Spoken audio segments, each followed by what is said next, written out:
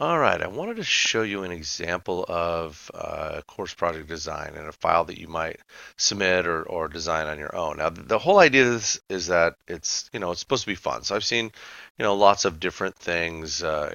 People keeping track of their I don't know, DVD collection or book collection, things like that. And maybe there's a recipe, database that they want to put together, those kinds of things. This particular one is from a previous student uh, with a hair salon, and so this is the database that she came up with. She has a couple tables in here, and I stripped all the names and everything out. She had generic stuff in here anyway when she submitted it, so not a big deal.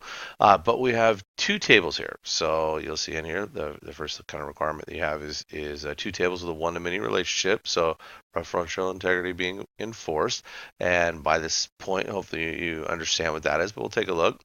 So the two tables that she has one for inventory and one for suppliers. So her inventory, you could see in here, she's got different products and these kinds of things that she's got and an auto number here for this, and then the actual item number that she has that corresponds with each thing.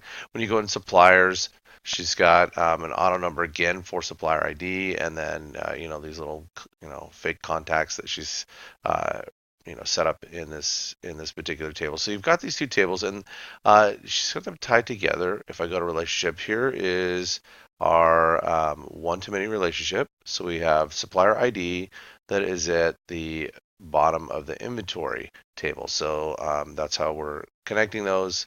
And that's kind of honestly the biggest part of what you'll be doing in here. The rest of the stuff is, I mean, obviously with the primary key, you can see the primary keys here.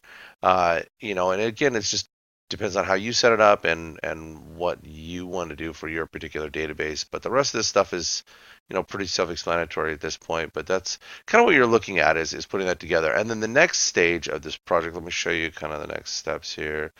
For your final, you'll come in and this is the same database.